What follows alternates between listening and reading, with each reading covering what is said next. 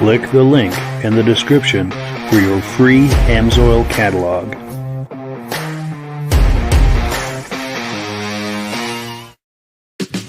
Before we get started, I'd like to give a quick shout out to some of our friends.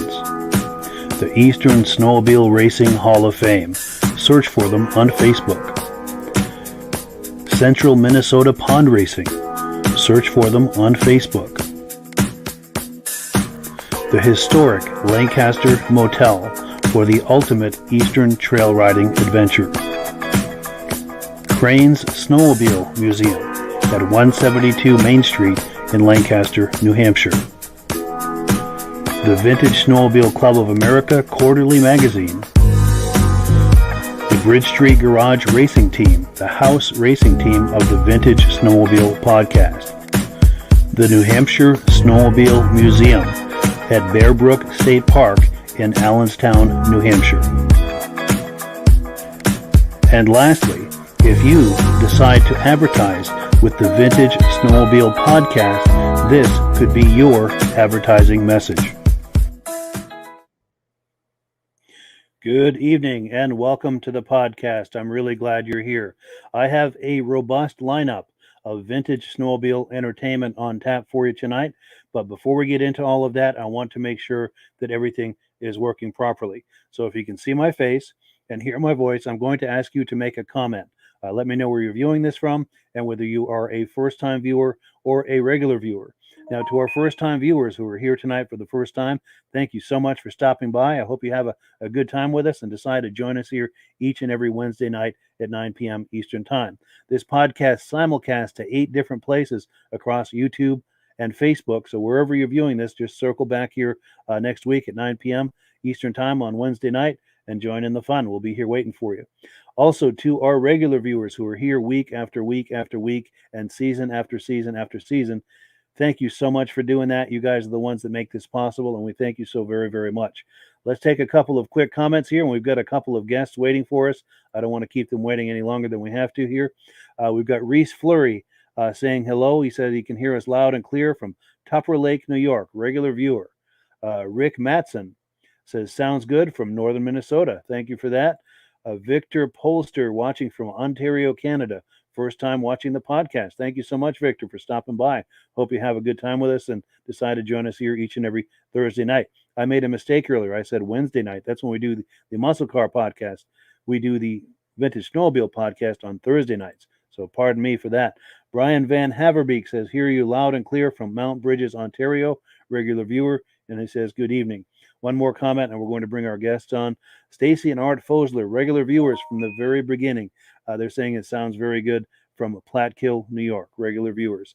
Okay, so I'm going to continue to pop the comments on the screen, but I'm going to bring our friends on here just a couple of clicks away. Well,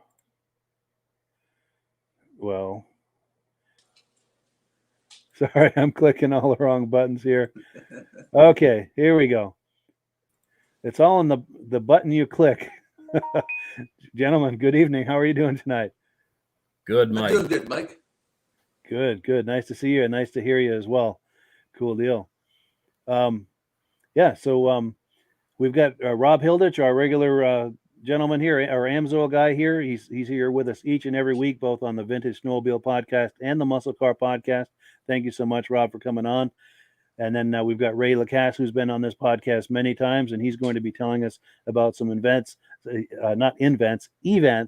that he's been involved with and has in the works. So we've got a robust evening for you on the theme of vintage snowmobiling. Before we get started, any comments, gentlemen? I wonder if the guy in northern Minnesota has snow up there yet. Good question. Yeah, anyone who's got, let's pose that to all of the viewers. To anyone who's got snow on the ground right now, please leave us a comment. We'd love to hear if anyone's got snow, and if you've got enough for some yard riding, that's even better. But cool deal. So let's take a look here at the menu tonight. We've got our item number one. Our guest is here live, Ray Lacasse, and he's going to tell us about some recent and future vintage snowmobile events. So we're going to put you full screen, Ray. Okay. And, please talk to us. Yeah, so we just had our first annual Great North Woods Vintage Snowmobile Show in Swap Meet back in September, on September 17th. Worked out to be a beautiful day. It was supposed to rain, and ended up there wasn't a cloud in the sky. We had probably approximately 30 sleds there. Not a ton of sleds for the first event, but we didn't know at the time when we scheduled this until we got deep into it that it conflicted with another show. So next year that's all taken care of, and the dates are separate. So I think we're going to have a big event. But we had a huge spectator turnout. We had some unbelievable sleds, which I know you have pictures of and a little bit of video of that we sent to you. So we're really looking forward to doing that next year. We had a lot of people because we've done 2 vintage snowmobile rides now up in Pittsburg, New Hampshire, and this is where the show was. We've done 2 Great North Woods vintage snowmobile rides, which were huge successes. And this next year on March 4th, we're doing our 3rd annual Great North Woods vintage snowmobile ride to coincide with what's called the Parade of Lights in Pittsburgh on Back Lake, where they're trying to set the Guinness Book of World Records for the most snowmobiles in a parade. Last year, there was probably close to 1,000 or better sleds. They're expecting more even next year.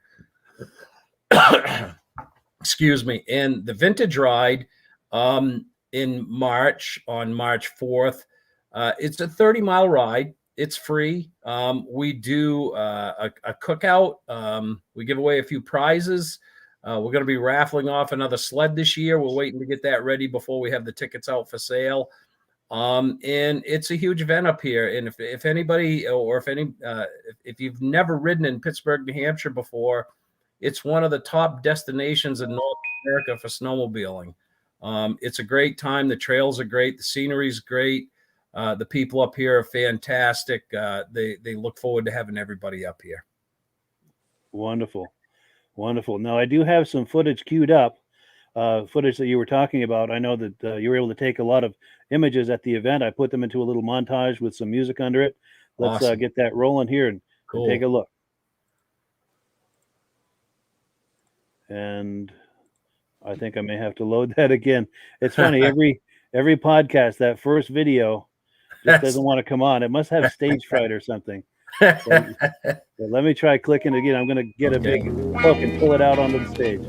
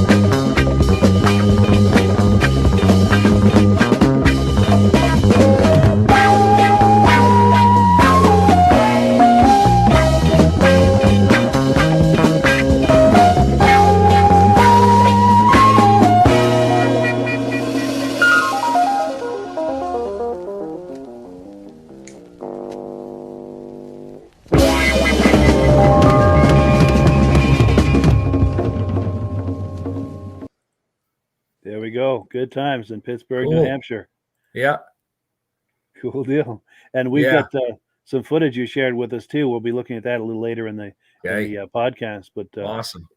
any reactions, Rob, to what we've been looking at? Or I seen that caboose with leopard skin on it. That's not factory Arctic, is it? I don't know, but it's cool. It sure is cool. Yeah, it looked like three people could fit in that one. Yeah. It was pretty cool. And you're talking Definitely. about your vintage ride. It's going to be 30 miles. Yes. I don't know if my back could take that on my own machine. Well, I tell you, the last year was a little bit bumpy because we got 18 inches of wet, heavy snow that day. They were perfectly groomed the night before, but it didn't take long with that wet, heavy snow to get pushed. But the year before, it was cold. The night before, I mean, it got down to about 7 degrees, and it was beautiful for the vintage sleds because it was just flat the whole 30 miles. It was awesome. Yeah. Yeah. Is it 30 miles around the lake, or is it through the woods and the trail? No, it's through the woods. Nice. We do this one loop. It's kind of off the main trails. It's as wide as the main trails, but it's not as commonly used. So it works very good for this ride because there's not a lot of people on it. And in the club, the Pittsburg Ridge Runners are just awesome. I call them up and tell them we're having this event, and they have me mark down the trail, and they just go out at midnight and groom this trail. It's beautiful. I can't wait for next year. Good. Yeah, for sure. Yeah. For sure. Now we do have some comments coming in. Let's take a look here. We've got John Spranger Jr. says, sounds great. He's a regular viewer as well. John Wernsdorfer, good evening from the eastern shore of Virginia. Roger Cormier from Winnipeg, Manitoba, regular viewer, everything sounding and looking good. Here's one of the questions to the answer. Here's one of the answers to the questions we put out there. Rick Matson says he got 4 inches of snow, but it's all melted. And but it won't be long. I bet there was some tracks in it though before it melted. Yes. Yeah, good question for you, Rick. Let me pop that back on the screen. Rick, were you able to do some yard riding while that was on the ground? And to anyone who does some yard riding or any kind of riding for that matter on a vintage snowmobile, please take some cell phone footage for us. We would love to share that with everyone here on the podcast. All you have to do is be sure and hold the camera horizontal like this for a wide shot, because it's very difficult to edit vertical footage. And take some drive-bys with some yard riding or anything you can get, and just contact me and we'll figure out how to get it here, and I'll edit it up into a little something we can enjoy on the channel here. A few more quick comments. David from Alaska Railroad says, good evening, Mike, Rob, and Ray. Good evening back to you as well. Also, David says he loves that 76 TX. He said he had one, wishes he still did. He's a diehard TX and TXL guy. And that was yours, wasn't it, Ray? That was my sled. Yeah. In fact, let me pop that graphic back on the screen. You are a diehard TX and TXL guy yourself too, aren't you? I was, and in fact, the next vintage sled I have is going to be a TXL. Sweet. Oh, yeah. I want a Sweet. TXL. I just we've got to get out and travel a little bit, I think, to find one. Yeah. Yeah, those are sweet sleds. We had one when I was a kid. We had a 76 TX250, and that was a sweet sled. Yeah, I had a 77 TX250 that I used to race. And that's why when I found this 76, it's not the exact sled, but it's the same style. Pretty darn close. You just don't see a lot of them, in this area for sale, and one that's running. So, I had to pick it up and restore it, and love the sled. It's fun when you're on the trails. The age group of people that are going by you, if they just stare at you and keep on staring at you and go by, they don't even know what you're riding. But you get the guys that turn their heads and their thumbs come up, and then they follow you to the next intersection so they can look at it. You know the group of people you got. It's awesome. Yeah, for sure. That's cool. Yeah. And then one more comment. Roger Cormier says, "Nice show. Lots of wonderful memories of the good old days. Absolutely loves those El Tigres." Now, were those Dave Stroud's El Tigres? That he wasn't at that, was he? No, it wasn't Dave Stroud. I can't remember the guy's last name off the top of my head, but he's local to the area. Yeah. And he had him. It's the first time he's ever gone to a show, and it just happened to be because it was close to him. So it's pretty cool. Yeah. He's looking forward to it next year. Nice. That's cool. We're going to have some regulars for that show. Yeah. And then we've got a few more quick comments here. Stacy and Art Fosler, they have a 71 TX Charger and a 78 TX 440. Wonderful. Yeah. If you're able to, we'd love to see some footage of that. Just kind of a walk around like you did with that Chevelle and that truck. We would love to see that and share that on the podcast. David from Alaska Railroad says he has an awesome a 1980 TXL. Cool deal. Yeah, I'd love it. I think it might be a little ways to travel for that one, though. Yes. Now, was that when they went to the color blue? Was that the year they transitioned, or was that 79? Does either of you guys remember that? Well, I think 80 is when they went to the Centurion style. Yes. I don't think it's the style like we have now, the 77 or the 76. I don't think it's that style. I think it's a Centurion style, if I remember correctly, in 80. Yeah, because I think it was 79 or 80 when they switched the whole lineup from white to blue. Yep. Yeah, and I think it might have been 80. I'm not 100% sure. Yeah, because I know my dad bought a brand new 1980 Gemini, and that was blue. And the prior year, or maybe the 2 years prior, it would have been white. Yeah. And then here we go. Brent Corbin says, watching from mid-Michigan, have had all the vintage sleds fired off last week and enjoying the show. Cool Awesome. deal. And okay, Stacy and Art Fosler, 1980, he believes, is when they changed from white to blue. That's what I thought. I wasn't 100% sure, but cool deal. Cool deal. Well, let's take a look at the menu here. We're on item number 2, and that means it's time for Rob to talk to us about AMSOIL. And let me bring up the graphic. Let me pull you full screen actually first, Rob. Here we go. The show is yours, Mike. friend. Every month AMSOIL has a promotion thing, and this month they have a thing. If you order $100 worth, they're going to send you this extended pole with a magnet and a light on it. Yeah, it comes on. I had it on twice already. In case you drop a tool down an engine or something, it'll hold a pair of pliers. You can pick up a pole if you got it. Anybody who wants to get an AMSOIL discount, get a hold of Mike, because by becoming a preferred customer, you save 25% on all the products. You order $100 worth of products, they ship it to you free. You get a $5 gift card at your birthday. You buy $100 worth of product, you get a $5 gift card. You can use it towards either buying a hat or towards your membership or anything you want. But the next 2 weeks, they're offering anybody that orders can get this extended pole, 36 inches long it goes, with a light on the end of it. Just an extra gift for ordering some products. Yeah, that's a really useful tool and incredible value too. And there is a link in the description if you're curious about joining the preferred customer program. There's a link in the description. Just click on that and get you started. Cool deal. Cool deal. So let's see. We are on item number 3. As we were reviewing that montage, we kept seeing that Rupp Rebel in there. I'm sure that's caught a lot of people's eye. turns out he's someone that Ray and I both know. It's Ray Parenteau, and he lives just a few miles from me, maybe 10 miles from me. I was over there recently, and we were able to get some video footage of that Rupp Rebel. So let me, it just takes me a second here to get where I need to be, but I'm going to queue up that video, and let's take a look at that Rupp Rebel. Looker, man. I mean, they all are, but this one is really... Oh my God.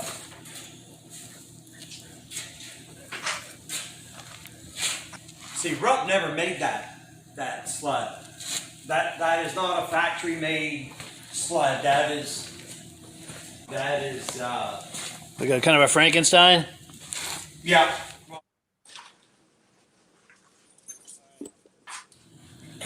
So my name is Ray Parenteau. Live in Derby, Vermont. I acquired this sled this summer. A gentleman custom built this sled. His name is Rick Weaver. Rick Weaver built this sled probably 10 years ago. Rupp never built a sled like this. He calls it the Rebel. And it was mostly built out of NOS parts that he had acquired. And it is definitely eye candy. And that's why I bought it. Yeah, this is something. It's a fairly sweet looking thing. Now his concept, that's what we'll call it, is a concept sled. His thinking was in '74, what if Rupp would have built a Snow Pro sled? And obviously they did not. They built at that time they built what was called the Third Dimension. And that was a limited sled. It really wasn't a production sled. It's a very desirable sled. But anyway, Rick built this sled. Basically what it is, in a nutshell, it's a 75 FA tunnel and bulkhead. He's got a 76 Magnum skid and suspension underneath it with a 76 Magnum cleated track. It's got a Kohler RS engine. It also has, it's a RS wide base, I believe is what it's called, and those are 75 heads. You gotta believe he put the heads on because anybody that notices them, the angle of the fins, they're cool to look at. Yeah. He put Mikuni 38 carburetors on it. Oh, that's choke, okay. Yeah, he's got manual choke levers on it. That's cool. And also the skis would be on that's the same skis that a 76 Magnum would have had. So the fiberglass, like I mentioned before, in '74, Rupp built a 3D race sled. So he used the 3D glass lowers and the hood, custom fitted, so that it is more of a mid-mount engine design. On the 3D, the engine would have been placed here, but for the Rupp guys, they would understand what I'm talking about. And he custom built this dash, and with the custom handlebars, kind of gives it the Snow Pro kind of look. And anyway, it had come up for sale this summer. I called Rick. We had discussion over the phone. I bought parts from him. And so we had the discussion. I said I was interested in the sled. We made a deal. And I was able to hire Gary to truck it across the country and get it over this side of the world. So in a nutshell, it's obviously it's nothing that it's just another show sled. Go along with the rest of the toy collection on this side. It's fairly loud. It does move on its own. I just acquired it this summer, so I will have to try it because that's what you do when you have these things. Yes, try it. Of course. So in a nutshell, that's that. Now, when I bought the sled from Rick, I bought some. I wanted to know about it, and he was asking me. We were talking about the number 17 on the seat, and I asked him what was that all about. And when he built it, there was a gentleman who was murdered in his house for a home invasion. And when Rick built that, his name was Tracy Kruger was the gentleman's name, and apparently that was his race number. And Rick wanted to pay tribute to him, and that's what the 17 is all about. It's a nice way to honor a good friend. Yeah. I never knew the gentleman. I asked about what that was about, and I told him that, you know, when I show my sleds at the shows, I always have a display sign for him, and you know, somebody would ask, what's the 17 about? So I had that. You know, it's a sad story, but that's at least you know what it's there for. Yeah, and it's a good way to honor the man's memory. Sure. Yeah. He was apparently he was a collector and vintage racer, and that's my knowledge about that. Yeah. Very cool.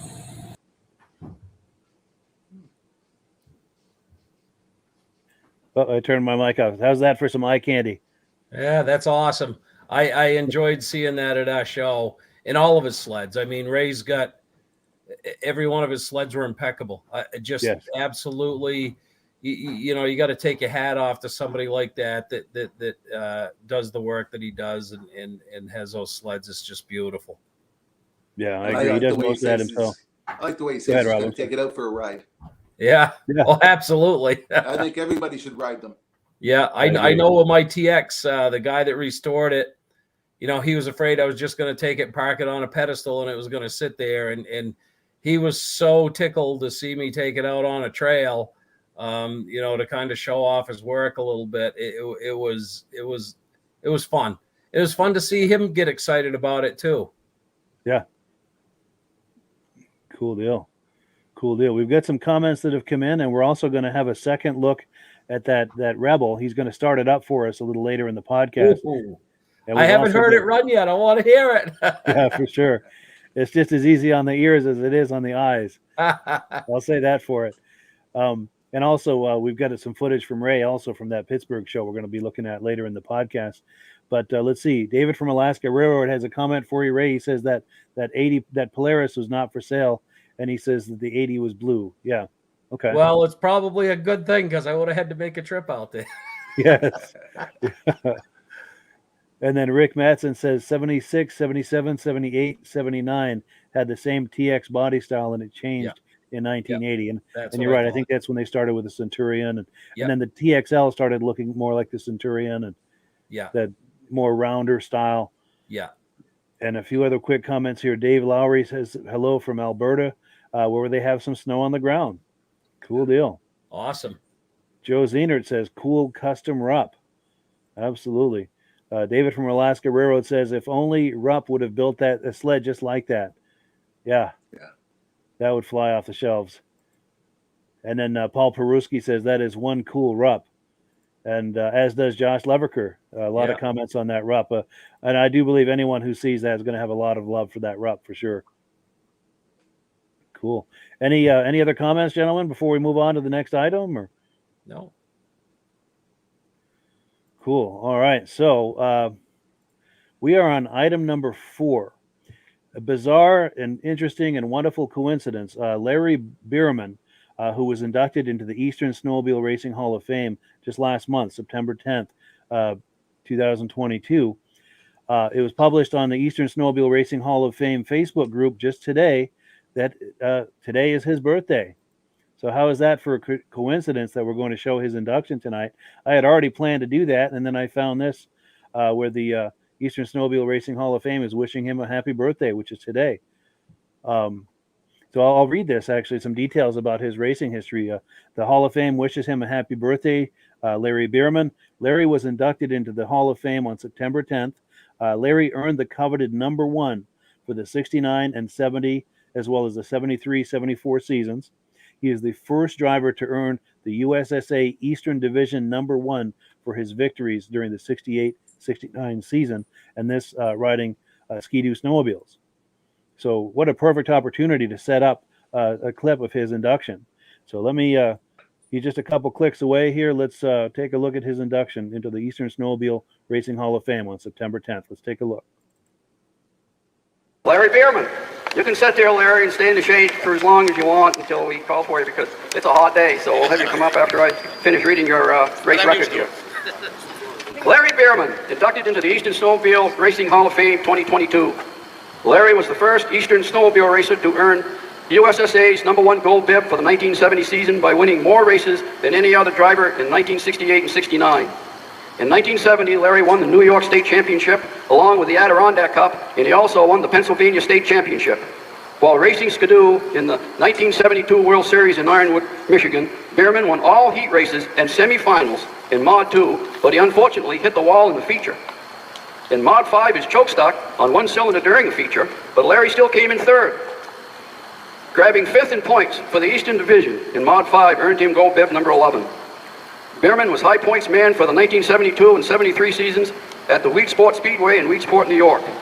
Larry cleaned house at Coudersport, Pennsylvania in 1973 by winning in Mod 2, Mod 4, Mod 5, and 340 stock. He went home with over $4,000 and still holds the average speed record on this half-mile track in Mod 4 and Mod 5. Think about it, 50 years ago.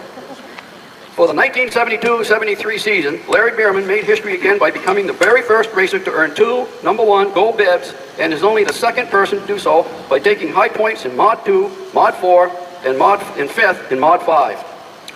Larry was offered a spot as driver for the Alouette factory team by Gilles Villeneuve in 1974, but he's decided instead to become a USSA race director, which he was for the 74 and 75 season.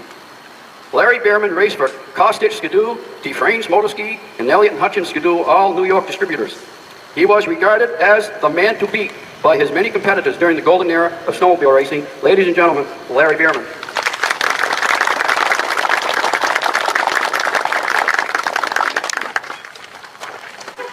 Thank you. Let's get a picture of this first.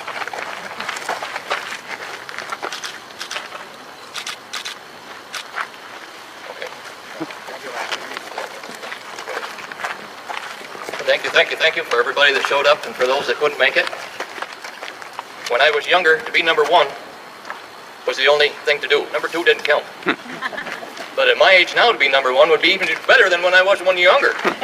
But I don't think that'll happen anymore at my age. So I want to thank everybody again, like I said, that showed up for this. I want to thank Paul Crane for this beautiful museum and all the sleds he's got, and the thought and the mind to put this together. I want to thank Edwin Rosenbrook for starting the Hall of Fame, which would have never happened in the West, because they look at us as cowboys that's fallen off a horse. We rode the horse better than they did. Yay. There was a lot of politics there, and I actually could write a book about it, but I won't because I don't want to take your time up. I want to thank USSA for starting the organization, which all of a sudden just come to be. Nobody thought it was going to happen and be as big as it was. They didn't even think so. We had to scratch to try to get members to really get this thing going. And once it started, wow, did it take off. And I wish we still had something today like that for the younger people. But they'd rather be in one of them little buzz cars and, than a snowmobile. I want to acknowledge and thank all my sponsors, Kasha's Nursery and Fruit Farm. He was my first sponsor, which I was a fruit farmer, and who thought another fruit farmer would sponsor another fruit farmer? But he was a great guy. Glenn Donnelly, Weedsport Speedway, sponsored me for 1 year. Elliott & Hutchison's sponsored me. B&M Speed Shop, Milt Johnson and his partners did all the brain work on the sled. I more or less was the jockey. The Dufresne brothers, AC Delco, and Mark III Oil. They were all my sponsors, and I want to thank all of them, because if it wasn't for them, I probably wouldn't be here today. I mean, I worked hard a 7-day week, or 5-day week on the sled. I'd come home Sunday night, Monday morning I would be back to B&M Speed Shop, completely tearing the sled down. And you got to eat and sleep it to be a #1, or to think you were going to win this race. I didn't go to come in second. And that's what B&M was behind me and all of my other sponsors.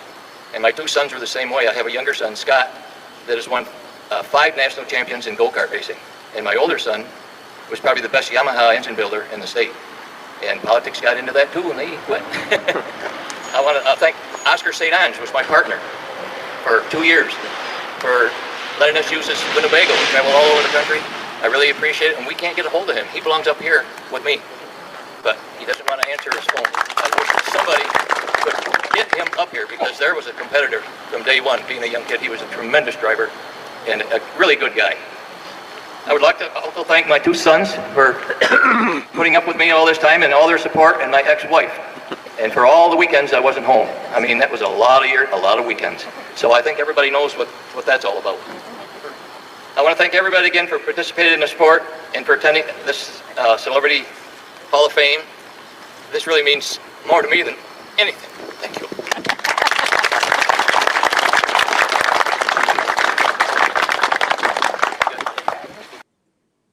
So yeah, Larry Buerman, happy birthday. Happy birthday, Larry. What a coincidence is that, huh? That's cool. That's a lot of awards to win. Yeah, for sure. 50 years later, he still has the fastest record, they said. Yes. Yeah, so impressive. And it was nice too, because that Hall of Fame induction ceremony, there's a lot of socializing before, during, and after that. And I had a chance to visit with him quite a bit and get to know him a little. A bunch of us had breakfast together, and just really nice to spend some time with him as well as some of the others. Very cool. In fact, since it's his birthday, we'll pop that image from back in the day. And yeah, happy birthday, Larry. Happy birthday. Yes. And we've got some comments coming in here. Let me find my place here. Here we go. Yes, Reese Fleury says, happy birthday, Larry. Cool deal. Roger Cormier says that Rupp Rebel is awesome, and we'll have a second look at that a little later in the podcast, so don't go anywhere. We're going to have a chance to hear that. David from Alaska Railroad says, nice job, Larry, and happy birthday. And Paul Peruski says, hats off to Larry. Absolutely. Very cool. Very cool. Any more comments on this, gentleman, before we move on to the next item? Or? Oh, good. That's quite an award he got. Yeah. For You sure. should be proud of that. Yes. And another thing, too, just a quick shameless plug for the Eastern Snowmobile Racing Hall of Fame. They do that award ceremony every September. It's usually the second Saturday in September in Lancaster, New Hampshire at Crane Snowmobile Museum. Please consider going if you're within driving distance. We'd love to see you. And if you can't make it because of distance or whatever reason, we also we stream it live to 8 different places on Facebook and YouTube. So wherever you're viewing this, you'll be able to watch it live. Lastly, where did I find out about his birthday and find this image? It was on the Eastern Snowmobile Racing Hall of Fame Facebook group. There's a link to it in the description. Also, if you just search for Eastern Snowmobile Racing Hall of Fame, that's where you can find this kind of information, anything to do with Eastern racing from back in the day, to find these kind of old photographs and news updates about racers. It's a heck of a fun place, that group. So next, we're on item number 5. We've got the video clip we've been talking about, and this is from the event that Ray Lacasse put on in Pittsburg, New Hampshire last month. Let's get that queued up here. And we're going to take a look. Here it comes. Stand back, everyone.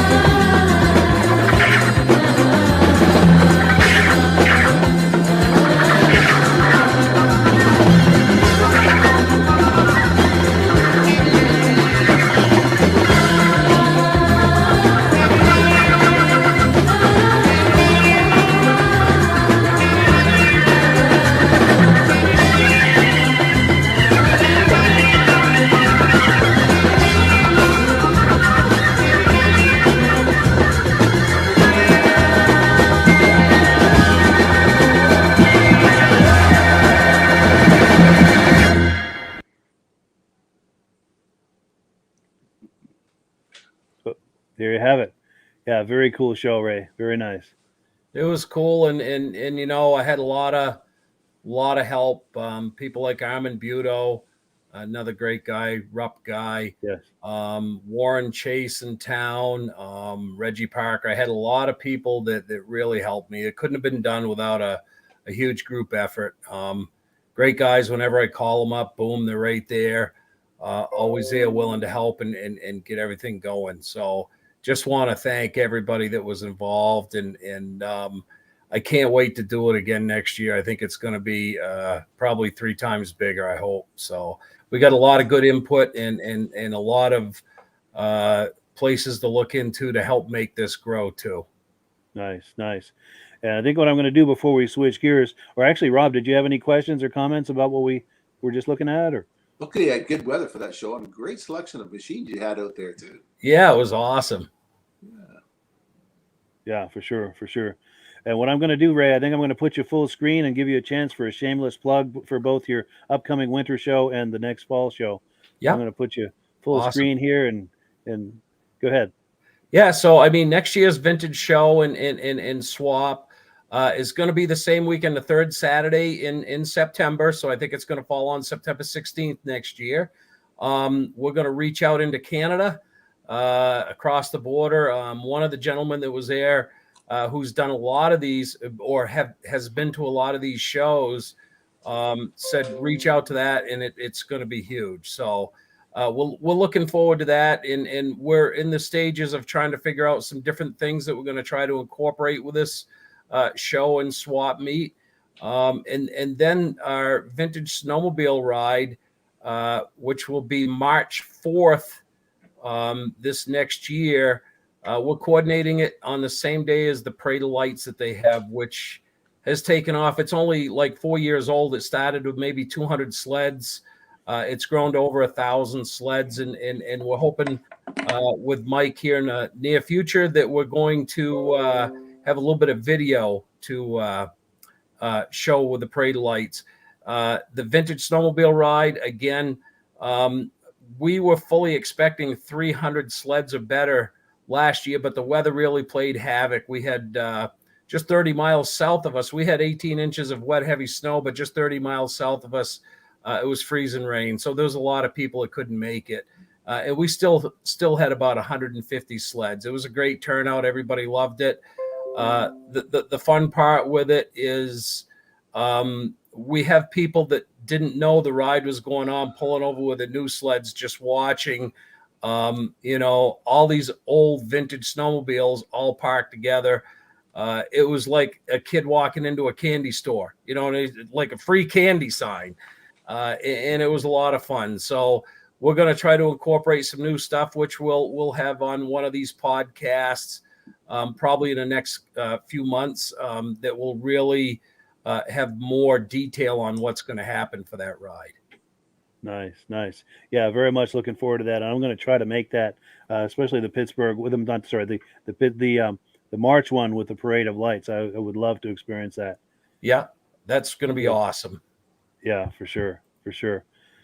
Well, cool. So the next thing we've got here is item number 6. We're going to get a chance here in a moment to listen to that Rupp Rebel. He's going to fire that up for us. But before we do, I'm going to post something in the comments because it looks like we're going to finish a few minutes early. So what I'm going to do is I'm going to post a link where if someone is in a man cave or has anything vintage snowmobile related they'd like to share with us live on the podcast in real time, all you have to do with your cell phone is click on that link while we're looking at this Rupp video. And on the other side, if you've got something vintage snowmobile related to show us, we'll bring you on and we can do some show and tell till about the top of the hour. So I'm giving you a kind of a heads up so you can be getting ready with that while we're watching this video. So I've put that in the comments. So all you have to do is click. Now I'm going to queue up that Rebel video, and we're going to have a chance to listen to him start that up. So let's do exactly that. Awesome. Is it an option to start this thing up? Sure, I'll give her a whirl, see if she'll start.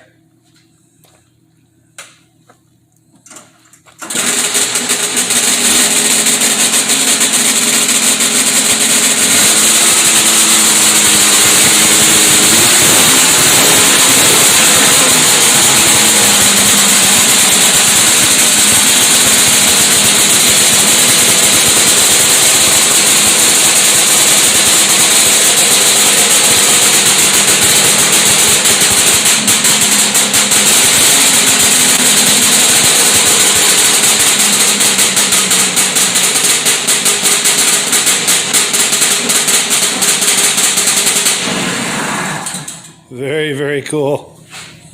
Yeah. Thank you, Ray. I appreciate that. Feeling. So I got a new shut-off switch coming, but I decided that until that comes, I don't know if I'll tell you what I did. I was, took it to a couple shows, and I could smell gas in my trailer.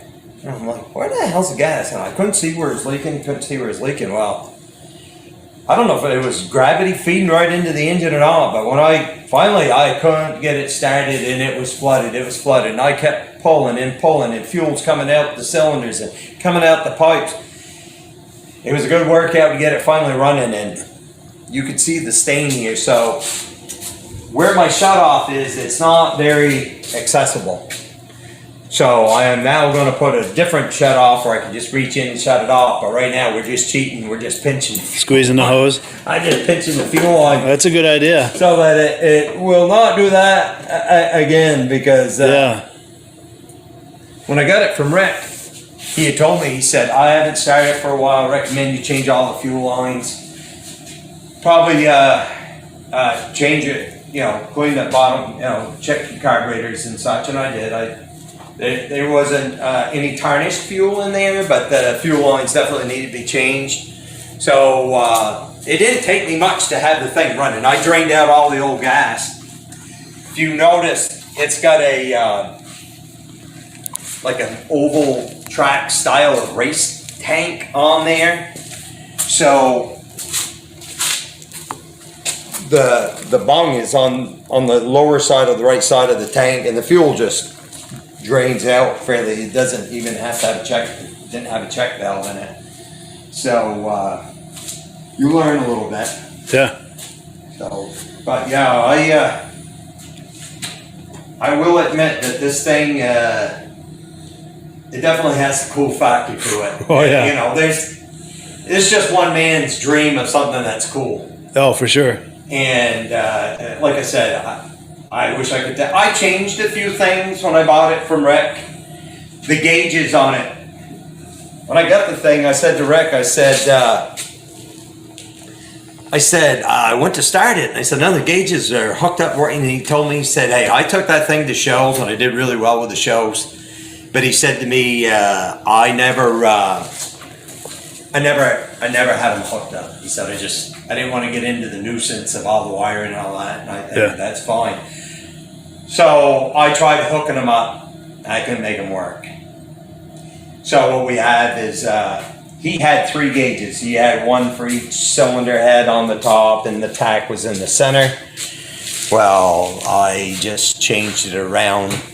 So I have dual temperature gauges for the cylinder heads, and then I put a new old stock Rupp tack on there. Works great. And then I had, what do I got to do about the hole? So I put his on-off switch was in a different spot. I put that there, and I don't think I hurt the look of it. No. And but I brought this thing to, I think I've been to 2 or 3 shows this summer with it, and I'm pretty calm. I think I've gotten a couple trophies with it. I believe it. I go to these shows. I just like it when other guys notice and say, man, did you see that thing he's got? That's cool looking. Yeah, for sure. That's where I heard about it. I saw images from the Pittsburg show, and I saw this, and I said, that's got to be Ray's. Yeah. He must have picked up another sled. Yeah, I brought that Magnum, and I brought this guy here. Nice, yeah.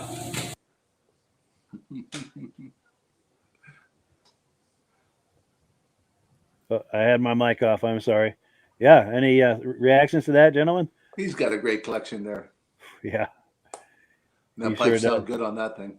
That was awesome. Great sled. Yeah, that's right. And you've had a chance to see that in person, Ray, out at the Pittsburg show. He was out there. I did. I saw 3 of his sleds that he had there, and every one of them was as good as the other.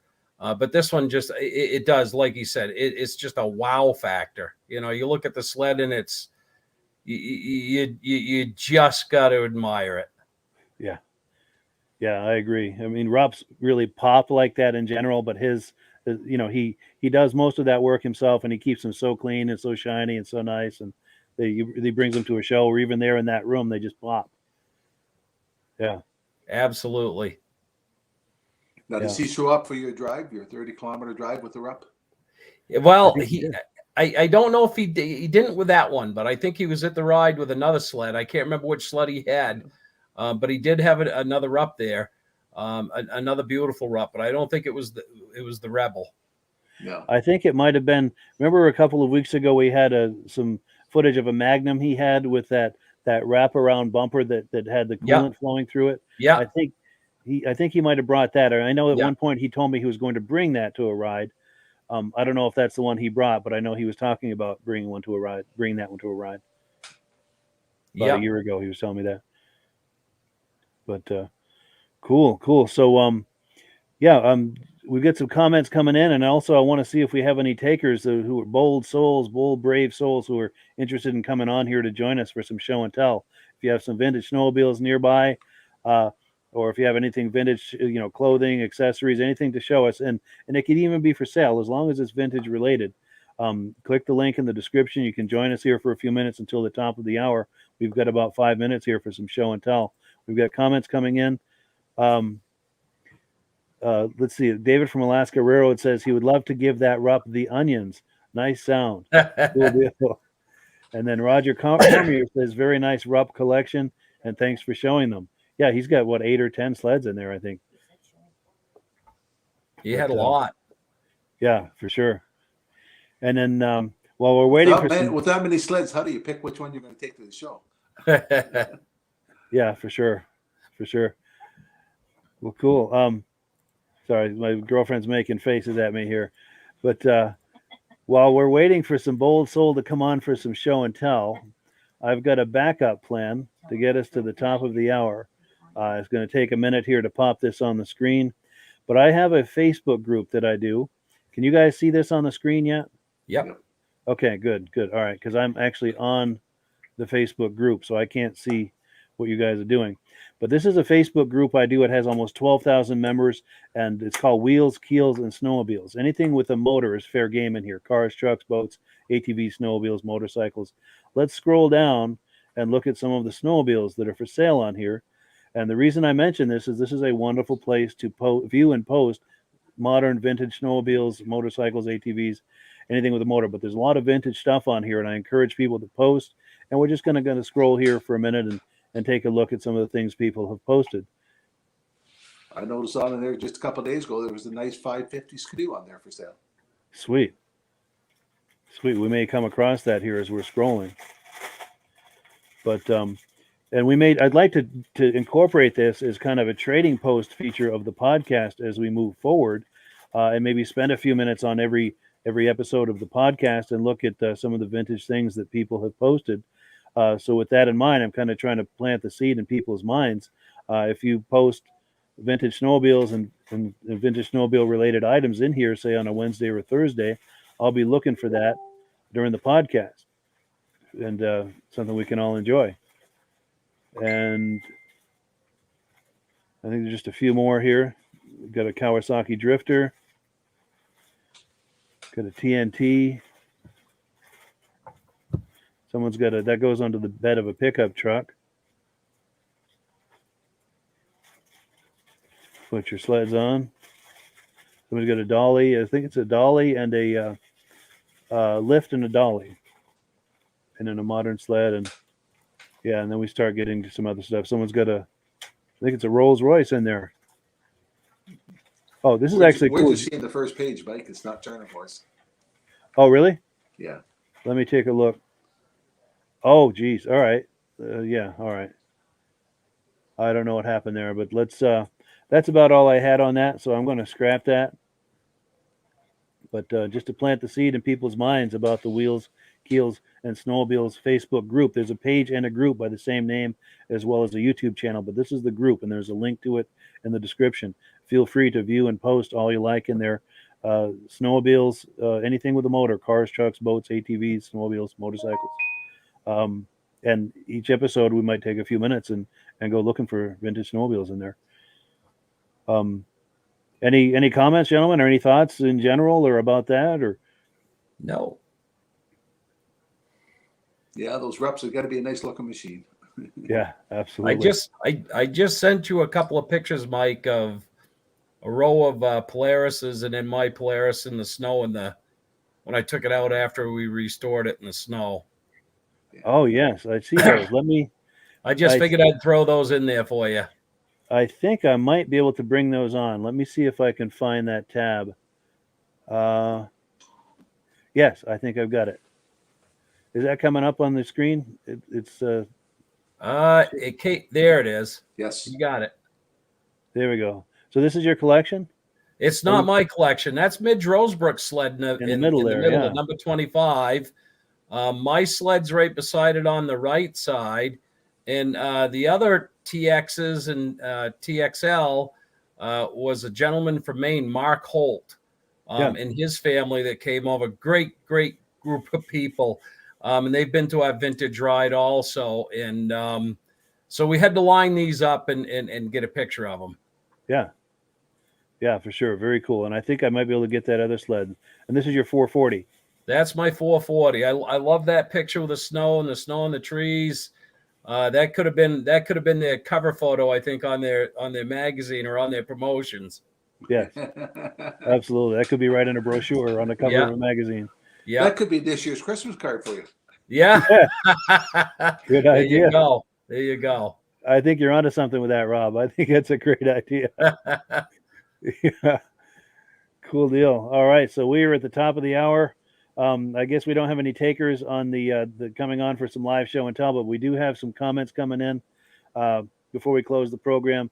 But gentlemen, or anyone viewing this, please keep that in mind for the future. We do have the ability to bring you on live for some show and tell. So if you've got vintage sleds nearby as you're viewing this, anything vintage related is okay if it's for sale, as long as it's a vintage snowmobile. Consider that for future episodes. And if we're not talking about that possibility, are we doing live show and tell tonight? Just ask me in the comments and we'll make it happen. If we get someone who wants to come on, we'll make it happen. But we've got David from Alaska Railroad saying, great show, gentlemen. Thank you. And we thank you as well. Reese Fleury says, wow, nice. Cool deal. David from Alaska Railroad says, you're killing me with all those TXs. No doubt, man. And then Stacy and Art Fosler says, see you guys next week. Absolutely. Well, cool. Any final thoughts before we wrap it up? How about the video at the end, the tribute? Remember last night we talked about? Oh, yes. Yeah. We had someone answer. No, you're talking about the trivia question? Yeah. Yes. Should we do it again tonight?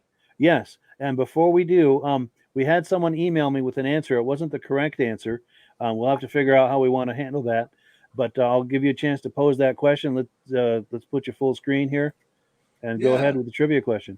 At the end of the show, Mike and I did a video last year, and he's quite good at making videos. I'm surprised how well it turned out. And it talks about the AMSOIL products. Now, there's one product in there that's not automotive related. If somebody can send Mike an email what product it was, we're going to give them a gift.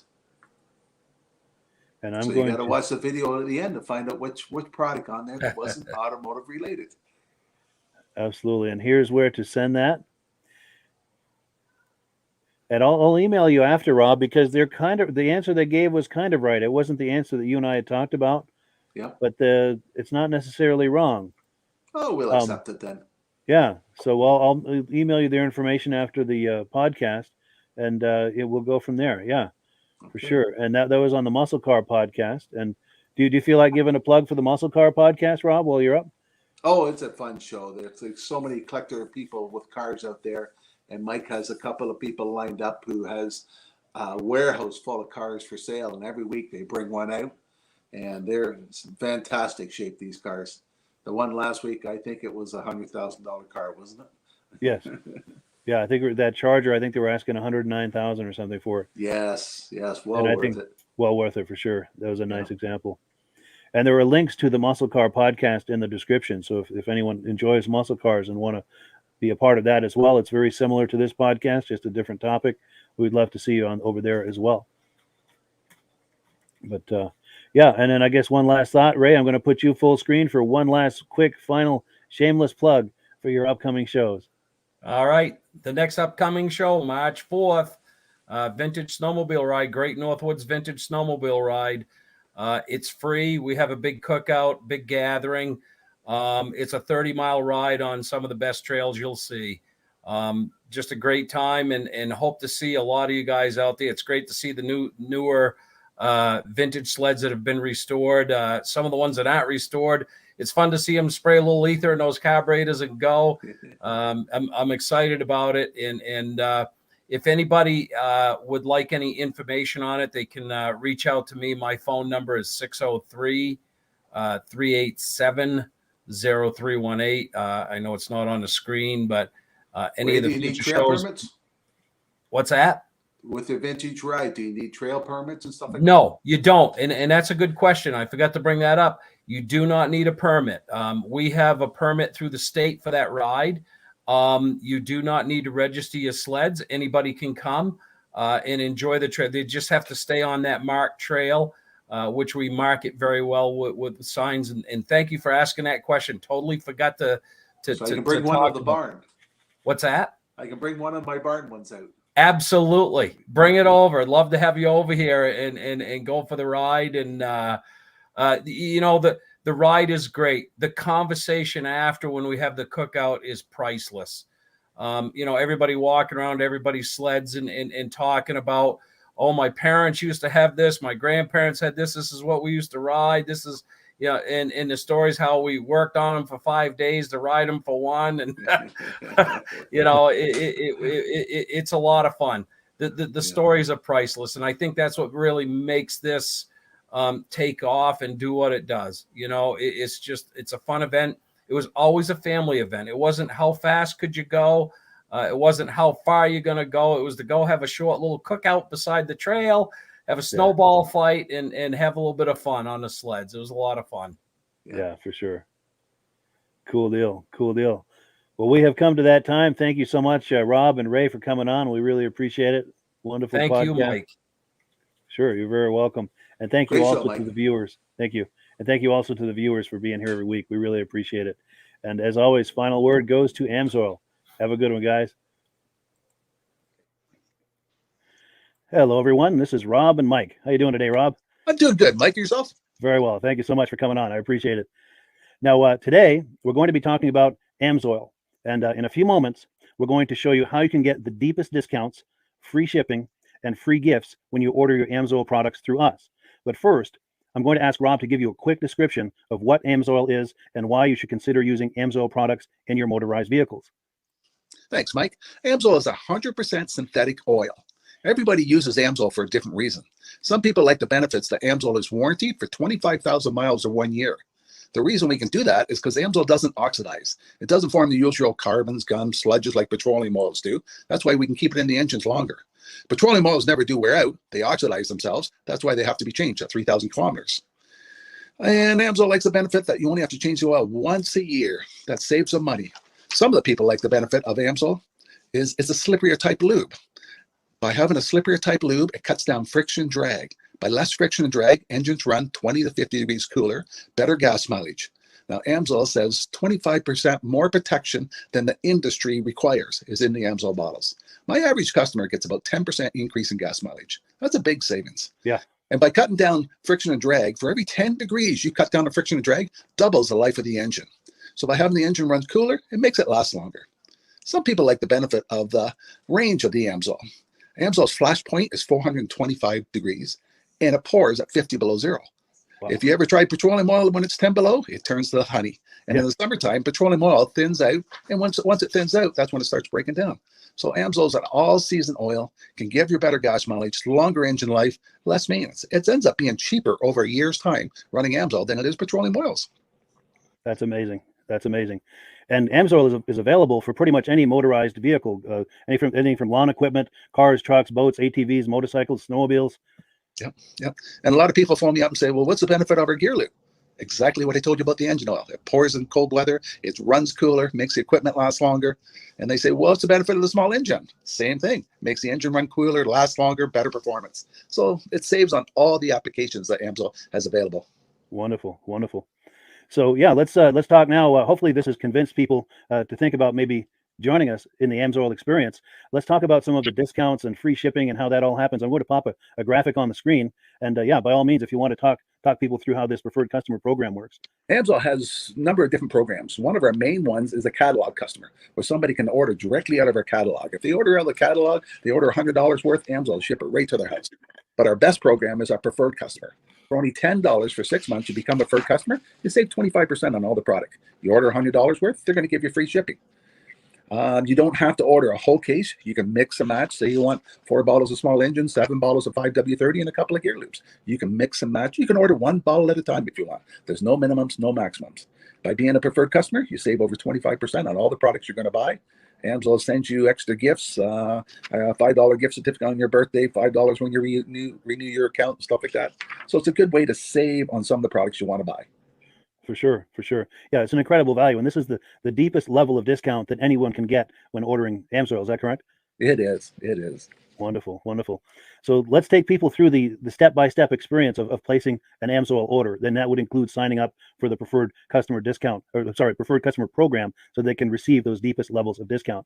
So let's go to the website. This is what the website's going to look like. These are some screenshots. Once you go to AMSOIL.com, there's a link in the description, or you can just type that into a browser, AMSOIL.com. This is the page you land on. At the upper corner of the page there, you see how I've circled in red. That is the link to click, the Join Now link. That will take you to the Preferred Customer Program page, where you can take advantage of all of these discounts and free shipping and everything that we've just been talking about. This is what that page looks like. In the lower right, you're going to click Join Now. This will pop up. You select the duration you'd like, whether it's 6 months or 12 months, and click Add to Cart. Now, once this pop-up goes away, you'll be back on the main page. And the upper left, you'll see where I've got that red arrow. It says Shop. Now you can start shopping for products, and on your very first order, you're going to get these discounts and the free shipping as long as it's over $100. You'll get all of these benefits right away. So once you click Shop, it's going to take you to the product page. There's different types of oils, lubricants, so on and so forth. For the benefit of this exercise we're doing now, I'm just going to click motor oil. It shows different types of motor oil. Let's click gasoline. Now this takes us to an item. It's their synthetic motor oil. And you can see the item there, and there's choices for different viscosities. But take a look at the price. Let's take a closer look. Let's zoom in. But if you've joined the preferred customer program first, you're going to automatically get the deepest levels of discount. That's what we're looking at here. You're saving $3.80 on that quart of oil. Instead of paying $16.29, you're now paying $12.49 for that quart of oil. That is the deepest level of discount you can possibly get. And then you just add the quantity that you'd like. You select any other items that you're thinking about, add them to the cart. And once you click Add to Cart for the final time, you're going to see this come up at the top of the screen. It's going to show your items and your the total that you're at so far. Pardon me. And then you just click View Cart in the upper right, and that'll take you to your cart. Take a close look here at the upper right. That blue box shows that you're getting free shipping. You're eligible for free shipping on this order because it's over $100. That little yellow box shows that you've got the preferred customer membership on your order that gives you the deepest levels of discounts for the next 6 to 12 months. And then below that, you've got the items that have been selected. For the exercise here, I selected 9 quarts of the signature series, but that brings us up over $100 for the free shipping. We're saving $34.20. And if you're ready to finish, you click Checkout Now, and that takes you to this screen here. If you haven't signed up with an AMSOIL account at this point, just click in the lower right to create an account, create a new account. It's going to ask you for some basic information, name and those types of things. Now let's take a closer look. You'll see this gray shaded box. This is a very important box. This is going to ask you if someone has referred you to AMSOIL. And if so, please enter my name. My name is Mike Lapierre. It's spelled right there on the screen for the correct spelling. And also the referral number, 304-555-94. That's how you make sure that Rob and I get credit for this. Now, in the interest of full disclosure, I have signed up for AMSOIL under Rob. So when you order using this referral number, Rob and I both benefit. So if you enjoy these podcasts that we're doing, this is a wonderful way to support the podcast, because when you order using this referral number, Rob and I both benefit. And the commissions I make go directly toward offsetting the cost of doing these podcasts. So I thank you in advance for using my referral number.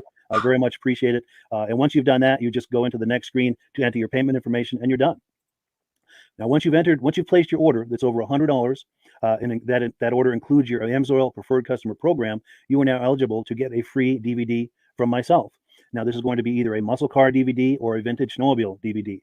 Use the email address on the screen, wkspodcasts@gmail.com. Send me an email. Let me know which DVD you would like me to send you, the muscle car or the vintage snowmobile DVD, and I'll get that right out to you. As you're typing in that email, in the subject line, be sure and type in capital letters "free DVD requests" so it stands out as I'm checking my email, and we'll get that right out to you.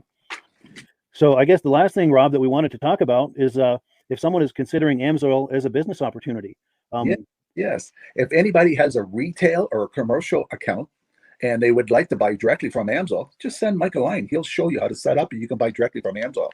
But if you are interested in starting your own part-time business, a part-time business that can grow into a full-time income, Mike and I will show you the AMSOIL marketing plan. AMSOIL has a large selection of products that cover almost every application. So it doesn't matter if you're into snowmobile, boating, or ATVing or hot rods, we have an oil for every application. It's a fun type business that's I really enjoy doing. Where else can I go and have fun and make money doing it? And Mike and I are here to help you all the way along. If you need any help on how to promote or to find new accounts, we're here to help you. For sure.